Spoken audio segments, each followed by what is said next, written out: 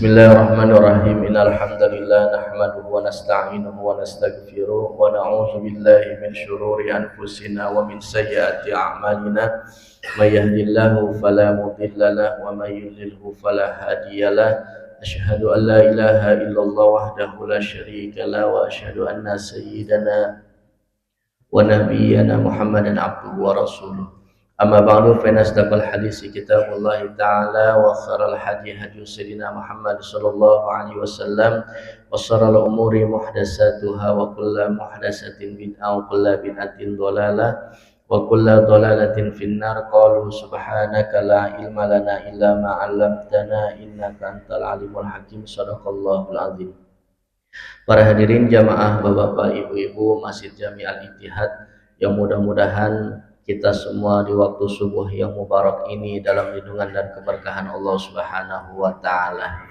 Alhamdulillah, puji serta syukur kepada Allah Subhanahu wa taala, pada pagi hari ini kita masih sama-sama diberikan nikmat iman Islam sekaligus nikmat sehat wal afiat sehingga kita bisa melaksanakan sholat subuh berjamaah, diikuti dengan pengajian rutinitas kita. Semoga niat dan langkah kita mendapatkan pahala yang besar dari Allah Subhanahu wa taala. Amin ya rabbal alamin. Bismillahirrahmanirrahim. Qala al-musannifu rahimallahu taala wa nafa'ana bihi wa bi ulumihi wa fi barakatihi fi dharain amin. Wa an Abi Bakrah radhiyallahu taala anhu annahu intaha ila Nabiy sallallahu alaihi wasallam wa huwa raki'un faraka'a qabla ayyasila ila sofi summa masa ila sofi fazukira lin nabiy sallallahu alaihi wasallam faqala lahu nabiy sallallahu alaihi wasallam zadaqallahu hirsan wala ta'ud. Rawahul Bukhari. Hadis dari Abi Bakrah radhiyallahu ta'ala anhu bahwasanya ia pernah mendekati Nabi sallallahu alaihi wasallam sedangkan Nabi sedang ruku.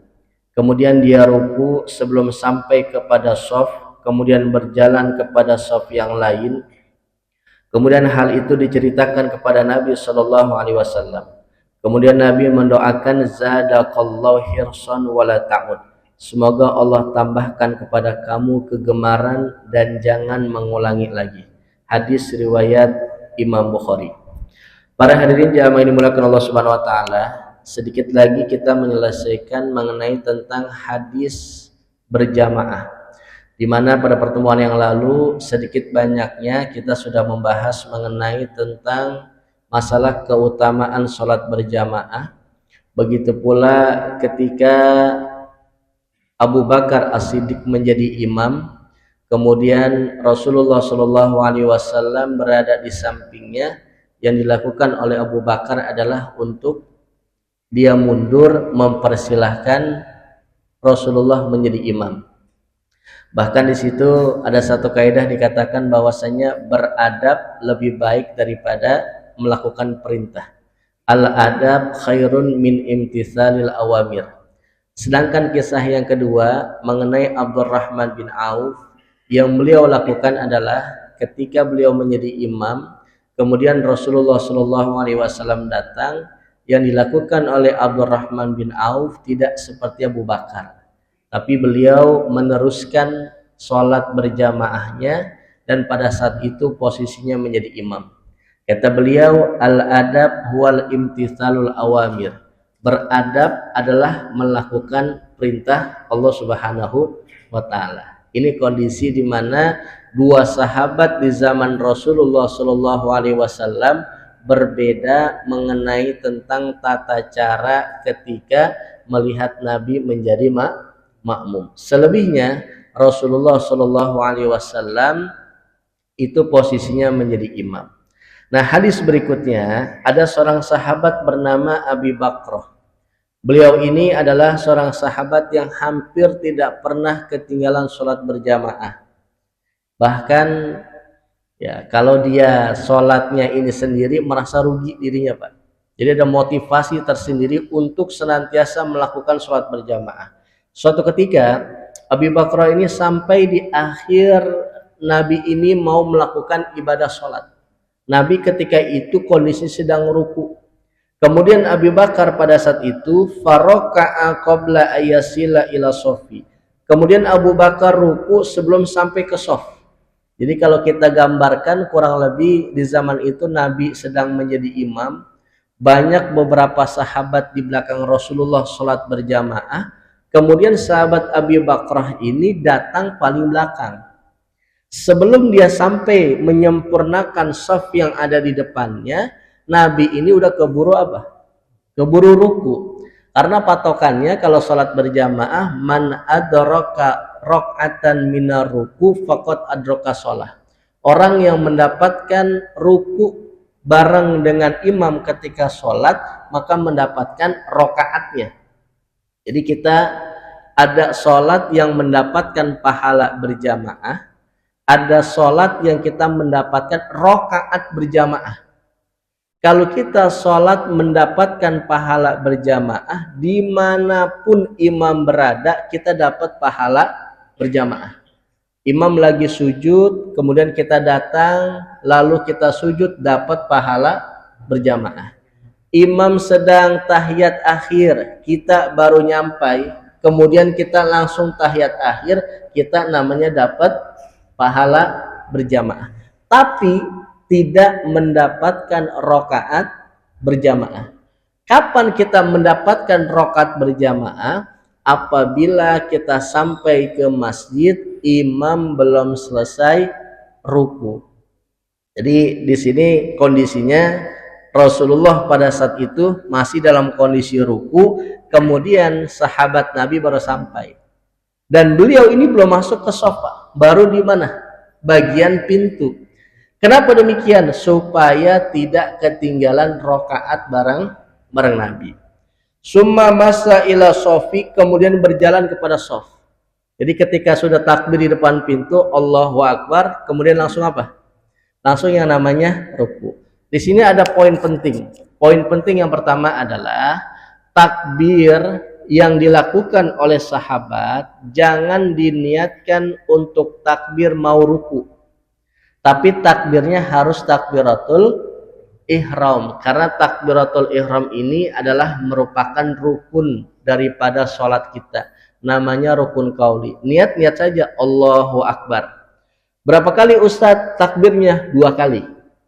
Pertama Allahu Akbar untuk memulai sholat, yang kedua Allahu Akbar untuk mengikuti imam dalam kondisi ruku. Jadi takbir berapa kali Pak? 2. Yang wajib yang mana? Yang pertama namanya takbiratul ihram. Itu dalam semua sholat yang kalau kita dapati ketika berjamaah. Jadi takbir dulu Allahu Akbar, imam sedang ruku, takbir lagi Allahu Akbar. Kebanyakan jamaah takbir berapa kali? 1 kali doang. Allahu Akbar. Habis itu ngapain? Ruku. Nah, itu nanti yang dipermasalahkan. Takbir apa ini? Apakah takbiratul ihram atau takbir mau ikut imam? Makanya solusinya kata ulama setidaknya 2 takbir. Takbir yang pertama menunjukkan dia baru mau sholat. Takbir yang kedua ketika mau ikut menjadi makmum. Kemudian beliau ini adanya di dekat pintu kurang lebih. Belum menyempurnakan shop. Padahal mungkin ada shop di depannya itu yang masih kosong. Apa yang beliau lakukan? Summa masa ila sofi, kemudian berjalan kepada sof tersebut. Hal yang kedua adalah bahwasanya ketika kita sholat masih diperbolehkan untuk berjalan. Yang nggak boleh lari Pak. Jadi kalau hanya jalan setapak demi setapak itu tidak membatalkan sholat. Yang membatalkan sholat apabila melakukan pergerakan 3 kali berturut-turut. Ya, orang jalan 1 tindak, 2 tindak, 3 tindak itu batal. Tapi kalau 1 diem, 2, 1 lagi diem, 2, itu sampai kapanpun selama dia tidak fahisyah, tidak terlalu banyak melakukan pergerakan, itu tidak membatalkan sholat. Memang perbedaannya adalah ketika tangan maju kemudian balik lagi, itu hitungannya 1. Tapi kalau kaki kita maju kemudian balik lagi, itu hitungannya 2. Nah, ini bedanya demikian. Jadi kalau kita misalnya sami Allahu liman hamidah, Ini biasanya nih anak-anak pada ngapain apa nih? Tangan. Ini tangan dari satu ke sini hitungannya satu. Dia maju lagi ke belakang dua. Maju lagi ke belakang. Nah, kalau udah 3 kali kayak gitu, itu hukumnya batal. Makanya ketika kita sami Allah liman hamidah, usahakan tangan jangan apa? Jangan ikut goyang-goyang gitu. Itu kalau 3 kali berturut-turut itu batal. Bagaimana Ustadz kalau gatal? Lagi sholat gatal. Ini gatal cuma gini dong Pak. Mau berapa kali kok kita garuk-garuk, itu nggak membatalkan sholat. Kenapa? Yang bergerak itu jari, bukan tangan. Jadi pergerakan yang kecil itu dimaaf. Yang memang pergerakan besar kayak tangan tadi, itulah yang bisa mempengaruhi sholat kita. Nah, beda dengan kaki kita nih. Ini kaki kalau kita melangkah tadi hitungannya dari depan kemudian balik lagi ke belakang itu 2. Makanya kalau dia dari kanan terus ke belakang kaki kiri langsung maju itu langsung membatalkan sholat. Ini bedanya kenapa ketika tangan dan kaki ini menjadi perbedaan dalam membatalkan sholat. Jadi pelajaran yang kedua, kalau kita melihat shop kosong boleh untuk berjalan. Salat Jumat ya Pak, salat Jumat. Salat Jumat kita di masjid ini, kemudian imam sudah takbir, sudah baca Fatihah, kita kemudian takbir, ngikutin imam. Depan kita ada yang masih kosong. Apa yang kita lakukan? Nggak usah ngebatalin sholat. Jalan aja. Jalan 1 langkah, 2 langkah. Kondisinya gimana Ustadz? Kondisinya masih dalam sholat. Masih dalam sedekap tangan kita. Ini tidak membatalkan sebagaimana sahabat di zaman Rasulullah pernah melakukannya. Kemudian apa kata sahabat? Fazukira ila Nabi sallallahu alaihi wasallam. Sahabat ini menceritakan, ya Rasulullah, saya tadi ini sholat hampir aja terlambat. Saya sholat ketika sampai di depan pintu langsung takbir. Kemudian saya jalan setapak demi setapak. Apa kata Nabi? Zadaqallahu hirsan wala ta'ud. Kata Nabi, semoga Allah tambahkan kegemaran untuk bersolat jamaah wala ta'ud. Tapi jangan diulangi. Jadi satu sisi Nabi mendoakan. Pertama, sholatnya nggak batal. Yang kedua, Nabi mendoakan. Mendoakan apa? Semoga Allah tambahkan kegemaran untuk sholat berjamaah. Artinya orang ini pengen sekali dalam sholat itu usahakan untuk sholat berjamaah. Yang ketiga, Nabi memperingati, wala ta'ud, jangan ulangi lagi. Maksudnya kalau sholat berjamaah jangan apa? Jangan ketinggalan mulu. Ini sholat jamaah tinggalan mulu. Emang sih benar, dia mau sholat jamaah tapi asal sholat jamaah udah rakaat keempat baru datang, rakaat ketiga baru nyampe, imam tahiyat akhir baru datang dia. Nah usahakan kata Nabi, memang sih nggak jadi masalah, tapi alangkah baiknya kalau sholat itu bareng dengan imam. Wala ta'ud, jangan diulangi lagi. Ya bahasa kita kayak gitu tuh Pak tuh. Ya, jadi boleh kayak gitu, tidak membatalkan sholat, sewaktu-waktu silahkan, tapi jangan tiap hari. Ya utang-utang jamaah ini tiap hari belakangan mulu datangnya. Gitu. Ini yang Nabi sampaikan kepada sahabat Abi Bakar.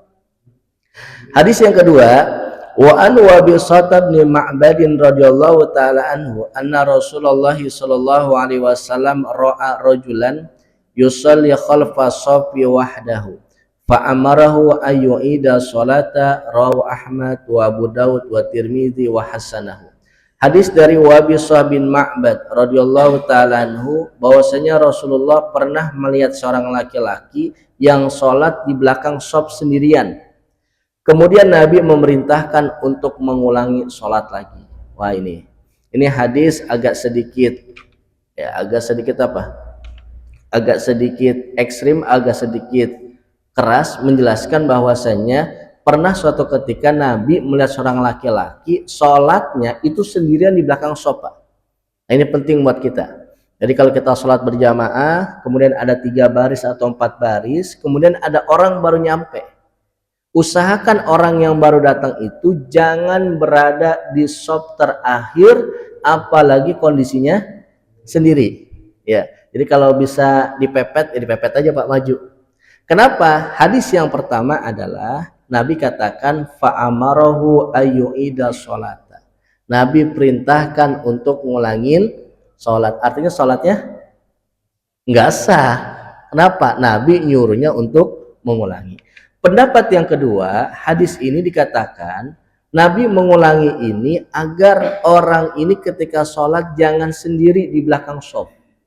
Kenapa dia ini tidak diperbolehkan? Karena kalau orang sholatnya sendiri di belakang shaf itu tidak mendapatkan pahala berjamaah. Maka pada pertemuan yang lalu saya katakan sayang kalau kita udah jauh-jauh ke masjid, bela-belain datang ke masjid, sampai ke musola, tidak melakukan sholat berjamaah. Jadi kalau ada orang sendiri sholat, sayang Pak, ya kita udah capek-capek, udah bela-belain, usahain untuk datang sholat berjamaah, tapi ketika di masjid udah apa? Udah selesai imamnya. Nah ini maka pentingnya jangan kita sholat sendirian di belakang imam. Bagaimana Ustaz solusinya? Solusinya kata Rasulullah SAW, walahu antal kibni aliin radhiyallahu ta'ala anhu la sholata limunfaridin khalfa sofi. Tidaklah sholat itu sempurna bagi orang yang sendiri di belakang shaf. Ini hadis yang kedua untuk membatasi hadis yang pertama. Hadis yang pertama mengatakan suruh ngulang, berarti sholatnya nggak sah. Hadis yang kedua dianggap sholat yang model kayak gitu nggak sempurna. Karena orang-orang dapat 27, dia dapatnya berapa? Satu doang. Bagaimana caranya? Wazada Tabrani min hadisi Wabisah alla dakhalta ma'ahum awijtarorta rajulan. Supaya dapat berjamaah adalah kita masuk barisan itu, Pak. Jadi kalau memang sekiranya kita masih bisa berdiri nggak apa-apa. Kita bahasa Bekasi apa? Nyempil di situ. Kita nyempil di barisan apa? Shaf yang memungkinkan untuk kita berada dalam satu barisan. Yang kedua, awijtarorta rajulan, atau menarik laki-laki. Nah ini kebanyakan orang salah memahami hadis ini. Yang dimaksud adalah menarik, bukan ngapain? Menepuk. Kebanyakan orang menepuk. Udah gitu salahnya adalah nepuknya udah takbir apa belum? Kita nih misalnya umumnya lagi sholat belakangan nih, ya. Terus kita dewek-dewek, kita tepuk tuh dia. Itu kita dalam kondisi udah takbir apa belum? Belum. Ya. Sebetulnya kalau mau model kayak gitu tuh, waqad haqqaqal ulama'u annal ijrara innama kana ba'da syuru'i fi takbiratul ihram. Ulama mentahqiq bahwasanya menarik model kayak gitu tuh ba'da syuru'i fi takbiratul ihram, setelah masuk takbiratul ihram. Allahu Akbar. Kita sholat sendiri nih. Biar tadi sholat kita sah, sholat kita mendapatkan pahala berjamaah, kondisi kita masuk di shaf ini juga nggak bisa, kita ambil teman kita tarik ke belakang. Gitu. Nah ini dulu. Ini juga yang paham. Ya, yang model ngaji kayak gini, kagak model ngaji mah bisa marah dia, itu orang lagi sholat ditarik-tarik gitu. Jadi nariknya ketika kapan? Kita takbir dulu, Allahu Akbar, baru kita tarik untuk dia belakang. Yang ditarik harus paham, oh berarti nemenin siapa? Nemenin dia di belakang. Jangan ketika ditarik dia marah. Itu. Makanya yang dilihat dulu nih, kira-kira depan saya siapa ini orangnya ya? Yang harus kadang-kadang yang pernah ngaji aja dia marah. Apalagi yang nggak ngaji. Nah ini yang benar demikian. Jadi kebanyakan orang itu salah paham, maksud ditepuk itu maksudnya ditarik tadi. Ya, jadi orang sekarang mungkin kalau ditarik agak sedikit ribet, jadi ditepuk. Dan ditepuk model sekarang itu bukan ditepuk kayak gitu aja, Pak. Jadi kita dulu takbir Allahu Akbar, kemudian kita tepuk orang supaya apa? Ngikut di belakang kita. Makanya kalau sholat berjamaah, baris pertama, baris kedua, baris ketiga usahakan ada di tengah dia. Ya, dan di tengah itu usahakan siapa? Orangnya bisa paham ketika ditepuk dia ngapain? Dia mundur. Nah, ini salah satu apa? Supaya kita datang kemana? Datang ke masjid, ke musola, enggak sia-sia dalam kita melakukan sholat berjamaah. Salah satunya demikian. Ini kalau sholat berjamaah jelas, sholatnya adalah melakukan fardu. Kalau melakukan sholat sunnah, ya Contoh misalnya kita datang, kemudian ada orang sholat jadi makmum masbuk. Berarti kan dia nambahin berapa rakaat, Pak? Menambahkan kekurangan rakaat bareng imam. Imam assalamualaikum, assalamualaikum, kemudian dia ngapain? Balik lagi kan, dia berdiri. Kemudian kita datang. Ketika kita datang, apa yang kita lakukan? Nggak usah untuk nepuk lagi. Kenapa? Ya karena kan cuma kita doang berdua sama dia. Menepuk itu adalah apabila posisi kita cuma sendirian di mana?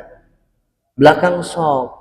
Kalau cuma ketinggalan doang kita mau ngikut dia berjamaah, nggak usah diapain, nggak usah ditepuk. Kenapa emang?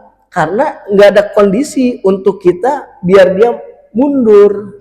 Nepuk pundak itu tujuannya biar dia mundur, kemudian mengikuti daripada shop yang sudah ada. Nah kalau kita cuma datang sendiri mau ngapain tuh hikmahnya, ya kan? Nah itu satu. Yang kedua, ada orang yang mengatakan, Ustadz kalau ditepuk kan biar dia tahu bahwasanya dia ini sedang berjamaah dan dia menjadi imam. Kondisi orang yang sedang sholat, apalagi tadi makmum masbuk kemudian dia naik lagi, dia tidak harus niat menjadi imaman. Sering saya sampaikan, kita sholat 5 waktu, itu kalimat usolli fardhu subhi rakaataini mustaqbilal kiblati imaman, itu ada beberapa hal yang hukumnya sunnah, Pak. Yang wajib cuman usolli, saya niat. Kedua fardhu, ucapan fardu. Yang ketiga nama sholat, subuh, zohor, asar, maghrib, isya, itu wajib tuh. Selebihnya hukumnya sunnah. 4 rakaat, menghadap kiblat, menjadi imam, itu hukumnya sunnah. Kecuali sholat Jumat. Sholat Jumat ketika jadi imam wajib ngomong saya niat sholat Jumat menjadi imam, itu wajib.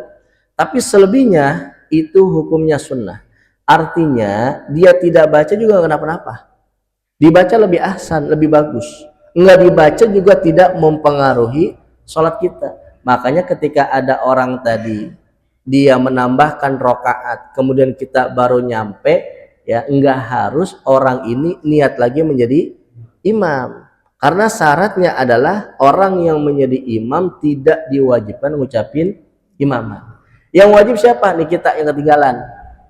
Kita ketinggalan mau ngikut bareng dia, maka wajib ngucapin imaman atau wajib untuk mengucapkan makmuman. Inilah kondisi sholat yang memang setidaknya perlu untuk kita perhatikan. Hadis yang ketiga, wa an Abi Hurairah radhiyallahu taala anhu anin Nabi sallallahu alaihi wasallam qala idza sami'tum al-iqamah famshu ila sholati wa alaikum bis sakinati wal waqar wa la tusri'u fama adraktum fasallu wa ma fatakum fa'timu, muttafaqun alaihi wa lafzul Bukhari. Hadis dari Abi Hurairah radhiyallahu taala anhu dari Nabi sallallahu alaihi wasallam, iza sami'tumul iqamah, apabila kamu mendengar qomat, famsu ila shalah, maka segeralah untuk melakukan salat. Wa alaikum bis sakinah wal waqar, dan lazimkan oleh kamu untuk tenang. Jangan apa, Pak? Jangan terburu-buru, ujung-ujungnya terburu-buru jatuh lagi dia. Ya. Jadi ketika kita emang dari rumah udah dengar qomat, langsung ngapain? Untuk kita ke masjid. Tapi kata Nabi, wa alaikum bis sakinah wal waqar wala tusri'u, jangan buru-buru. Kenapa? Fama adraktum fasallu, maka apa yang kamu dapati imam maka hendaklah sholat. Jadi enggak harus kita menjadi makmum itu ngikut imam dari awal. Jadi kalau kita emang agak sedikit punya kesibukan di rumah, kemudian azan juga masih di mana? Di rumah, kemudian udah qomat, kata Nabi jangan apa? Yang buru-buru. Ya ini kecuali kalau memang tungkulan aja. Kenal tungkulan, Pak? Iya. Ini asal ada azan, ntar aja dulu baru juga azan. Udah qomat, ntar dulu baru juga apa? Qomat. Sampai imam udah takbir masih entar aja dulu. Nah, model kayak gini nggak dimaaf ini. Tapi kalau emang dia punya apa? Kesibukan, azan, qomat, ya udah jangan apa? Jangan buru-buru. Wa ma fatakum fa'atimu, apapun yang terluput kepada kamu maka sempurnakanlah. Nah, ini penting, Pak. Jadi kita nyampe ke dalam masjid, kemudian imam sedang ngapain nih? Jangan nungguin imam ngapa? Bangun berdiri baru kita takbir. Imam lagi sujud, kita Allahu Akbar. Imam lagi duduk tahiyat akhir, kita langsung Allahu Akbar, duduk di tahiyat akhir. Kadang-kadang kita nungguin apa? Imam berdiri. Tujuannya apa? Biar dapat rokaat bareng imam. Padahal nggak demikian. Saya waktu itu lagi umroh, Pak. Ini hadis mungkin kelupaan saya. Sampai di Madinah lagi sholat asar, emang biasa kita kayak gitu, Pak. Jadi kadang-kadang kebiasaan kita di tanah air ke bawah kemana? Tanah suci. Kita menganggap bahwasanya kalau kita telat dalam melakukan ibadah sholat, imam sedang sujud, imam di tahiyat akhir, kita kan nggak dapat apa? Nggak dapat rokaat. Artinya kalau kita ngikut imam, percuma nggak? Percuma kan? Bahasa sederhananya begitu tuh, percuma. Nah, tapi di sini nggak ada yang sia-sia kalau kita melakukan imam dalam kondisi apapun. Waktu itu saya pernah ditegur lah, tegur sama orang Arab sama orang mana tuh. Ya. Jadi emang kondisi lagi capek, kemudian biarin aja lah. Imam lagi apa itu? Lagi sujud. Imam lagi duduk di antara dua sujud. Saya tungkulan aja, saya diem aja udah. Ntar giliran imam apa? Naik baru kita takbir supaya tujuannya dapat rakaat bareng imam. Selesai sholat saya ditegur. Ya, haji kenapa enggak ngikutin apa? Nggak ikutin sujud. Saya bilang man adraka rakaatan minar ruku faqad adraka shalah. Saya intazir, saya nungguin. Kenapa? Kalau saya ngikut bareng apa? Imam, saya nggak dapat rakaat. Tapi kalau saya nungguin sampai imam itu berdiri, saya dapat rakaat. Beliau mengeluarkan hadis ini. Apa kata beliau? Fama adraktum fasallu wa ma fatakum fa'timu. Kalau kamu itu mendapatkan imam, sholatlah bagaimanapun keadaannya. Tapi kalau kamu terluput, maka sempurnakan sholat itu. Artinya, dalam kondisi kita sholat berjamaah, dalam kondisi apapun ngikut dalam posisi imam. Imam lagi sujud, kita baru nyampe langsung apa? Sujud. Baca Fatihah enggak? Enggak usah. Imam lagi tahiyat akhir, kita baru nyampe tahiyat akhir. Baca Fatihah enggak? Enggak. Yang paling penting hanya takbiratul ihram. Dan ini kejadian bahwasanya kita kadang-kadang sholat begitu. Yang kedua, kalau kita ditegur jangan apa? Jangan marah. Bisa jadi kelupaan kita, kelalaian kita, ada orang yang menegur kita. Satu. Yang kedua, saya juga pernah ditegur. Lagi sholat, di mana Pak nih? Tiang ya. Kalau kita ini nggak ada tiang tengah. Jadi kalau kita sholat sunnah khususnya, usahakan cari tempat yang sekiranya orang itu nggak apa? Nggak lewat depan kita. Ya, kita kan bikin sutroh nih, kadang ada sorban, ada apa, kita taruh depan kita, itu orang silakan lalu lalang di situ. Ya, jadi kalau orang lalu lalang di situ, hukumnya adalah boleh. Tapi kalau kita nggak pakai sutroh kita nggak ada, kemudian ada orang lalu lalang, itu tidak diperbolehkan untuk orang lalu lalang. Makanya ada yang namanya sutroh. Sehingga kalau sholat, usahakan nyari apa Pak? Nyari tembok, nyari tiang. Itu disunahkan untuk sholat demikian. Tujuannya supaya tidak ada orang yang lewat di depan kita. Karena ketika ada orang sholat, bahkan kita dianjurkan untuk menunggu. Jangan sampai kita menindak atau melewati orang yang sedang sholat. Nah, ini beberapa hukum mengenai tentang kita sholat berjamaah. Sampai sini Pak, ada pertanyaan mengenai 3 hadis ini?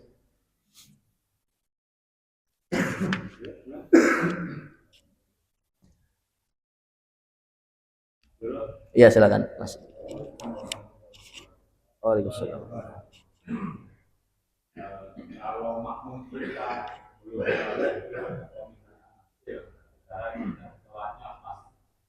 datang, imam sudah selesai, kita datang kita niat kita tetap imam, makmum anak-anak atau sholat sendiri. Satu. Terus yang kedua, kita capek banget gitu, murah pasti sah gitu kan, capek banget. Udah mandi tapi habis mandi makan kenyang gitu, kan? Sholat itu harus banget gitu. Begitu udah capeknya tidur, bangun jam 3 gitu.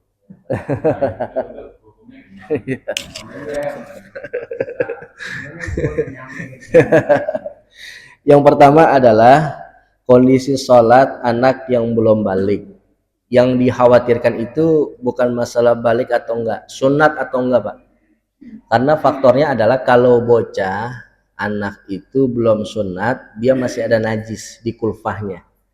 Bahkan dalam pembahasan fikih itu, kalau kita sholat, kemudian anak kita belum sholat, belum sunat, apa ini Pak di belakang? Iya, nemplok di belakang, itu sholat kita jadi batal. Apa alasannya? Karena dia ini belum sunat. Maka orang-orang dulu itu kalau bocah belum sunat, kadang-kadang nggak diajak sholat Jumat tuh Pak. Iya, disuruh apa? Sunat dulu tuh dia. Kenapa? Masih ada kulfanya. Nah, itu agak sedikit penekanan kepada anak yang belum sunat. Yang nggak boleh hanya nemplok. Tapi kalau misalnya dia cuman beriringan kepada kita, itu masih diperbolehkan. Karena ada dalam satu masjid, jangankan nemplok tadi Pak, gini, itu cuman berdiri di sampingnya, itu nggak boleh, itu dilarang. Saya bilang yang nggak boleh itu cuma nemplok doang. Dia misalnya apa sih itu gendong anak belum sunat, itu yang nggak boleh. Tapi kalau cuma beriringan model kayak gini doang, itu masih diperbolehkan. Karena ada ketua masjid, ketua DKM melarang banget tuh anak yang belum sunat untuk datang sholat di mana? Di masjid. Kasihan nanti Pak. Jadi kalau kita sholat bareng siapa?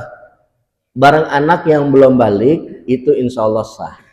Ya, kita jadi imam itu silahkan gitu. Kalau mungkin kita jadi makmumah, mungkin karena anak belum tahu tentang rukunnya, tentang bacaannya, lebih baik gak usah. Kalau kita jadi apa?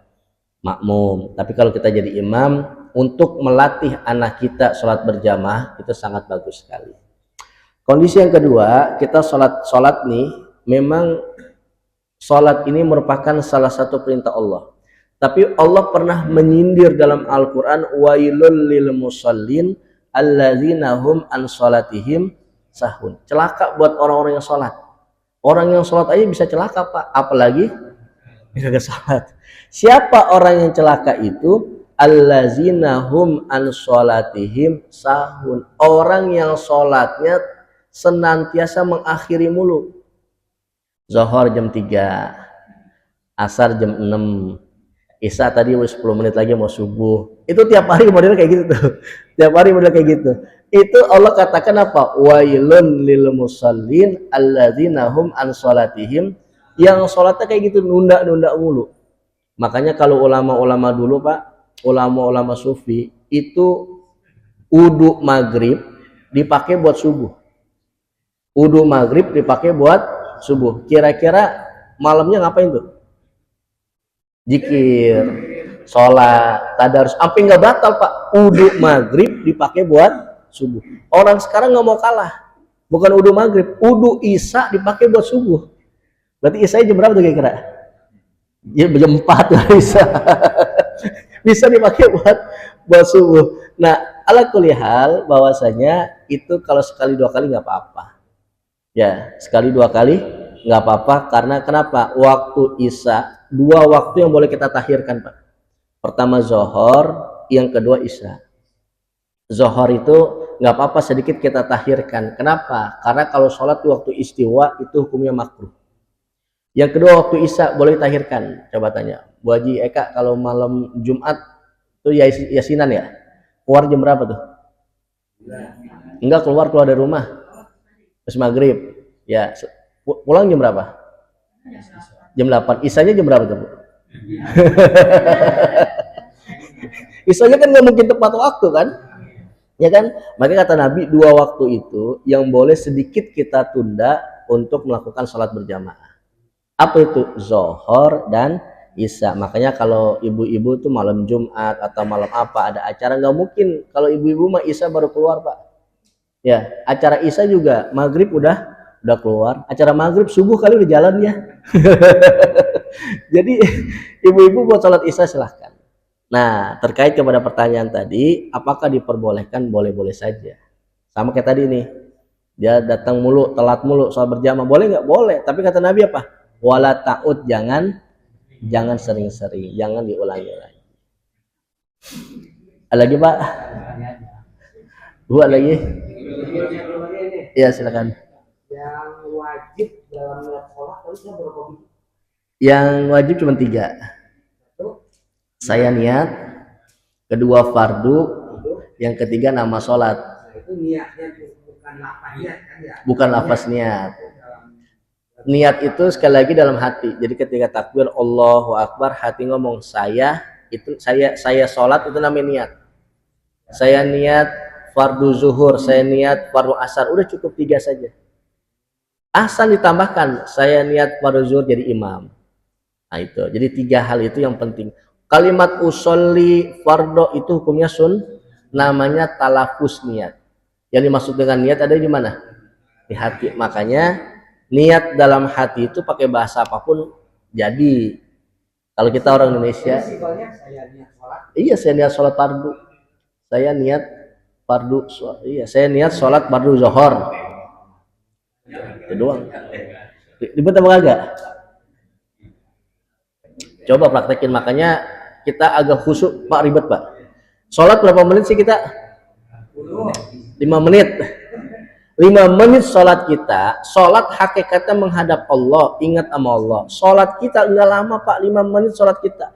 Dari 5 menit kira-kira ingat sama Allah berapa detik? Paling kita ukuran kita berapa detik sih ingat sama Allah ketika takbir, oh saya niat fardu zuhur karena Allah, ingat Allah. Tapi selebihnya ingat sama Allah enggak? Agak aja roman-romannya jauh. Ingat di rumah, ingat apa ya, mungkin kalau imam kali ada sedikit khusyuk Pak.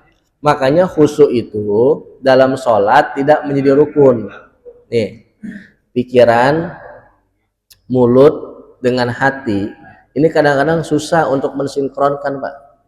Ya, pikiran kita, mulut kita sama hati kadang-kadang susah mensinkronkan. Kadang-kadang mulut kita kemana, pikiran kita kemana, hati kita kadang kemana-mana. Nah usahakan kata ulama, ketika takbir aja dah, ketika takbir antara pikiran, mulut dengan hati itu fokus. Satu. Yang kedua, syukur-syukur bisa di kalimat iyyaka na'budu wa iyyaka nasta'in. Karena di situ dari Al-Fatihah ada makna yang sangat luar biasa, adalah ketika mengucapkan kalimat iyyaka na'budu wa iyyaka nasta'in. Itu kalau bisa jangan apa? Jangan meleng kita, Pak. Iya, itu usahakan di dua tempat itu. Ya, syukur-syukurnya tadi karena kita emang sholat kadang-kadang khusyuknya juga kurang, makanya habis sholat jangan buru-buru untuk pulang, minimal qobliyah dan ba'diyah. Saya sih sangat pesan nih kalau malam Jumat Pak, malam Jumat mohon maaf aja. Kalau malam Jumat yasinan, kalau habis sholat jangan buru-buru apa? Duduk, sholat dulu 2 rakaat. Ya, 2 rakaat baru kita apa? Yasinan. Kenapa? Sholat kita mah jarang yang pada khusyuk. Nah, sholat qobliyah dan ba'diyah itu menambal daripada sholat kita kalau jamaah kita kurang khusyuk. Ada lagi Pak? Iya, satu lagi terakhir ya.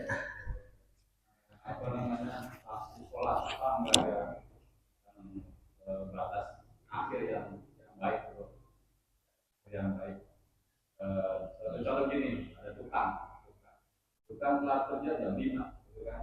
Tapi begitu asar jam 3 dia pulang misalnya, benar soalnya cuma 5 waktu. Nah pulang balik sampai setengah jam gitu kan? Iya. Sekarang jam 5 dia mesti pulang juga gitu. Itu hukumnya gimana? Kalau saya, ya udah saya kerja pulang jam 5, asalnya jam 5 berapa tadi bisa? Apa emang lebih baik? Ya pas aja kita pulang dulu, ya kan, sholat. Jadi untuk pulang balik itu setengah jam, tapi jam 5 kita tetap pulang. Ngakal itu ngakal. Kira-kira kerja kayak gitu itu setiap hari atau seminggu bisa ada yang libur Pak? Ah? 1 bulan, tupul 1 bulan gak ada liburnya. Nah ya udah, berarti untuk hari Minggu harus apa? Tepat waktu. Biarin tuh dari Senin sampai Sabtu modelnya kayak gitu sholatnya tuh. Tapi saya yakin sih kalau Johor mah 11:30 mah udah pada rapi-rapi kayaknya ya. Paling asar kira-kira asar yang agak sedikit sulit, 4:30 jam 5. Nah, kalau dia kerja, mohon maaf, kerja kuli kayak tadi itu, kuli bangunan, kemudian sholatnya model kayak gitu, kalau emang Senin sampai Sabtu kayak gitu nggak bisa, silahkan, nggak apa-apa. Tapi kalau Minggu juga, misalnya libur nih, kayak gitu juga, berarti itu alasan itu.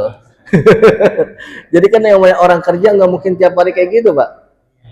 Sesibuk-sibuknya kita, kayak mana sih? Pasti ada waktu yang bisa kita luangkan untuk sholat berjamaah. Gitu. Jadi silakan aja Mas, kalau emang kita tuntutan kerja, emang sholatnya harus modelnya kayak gitu, tapi setidaknya dalam seminggu ada waktu yang bisa kita sholat sesuai dengan waktu.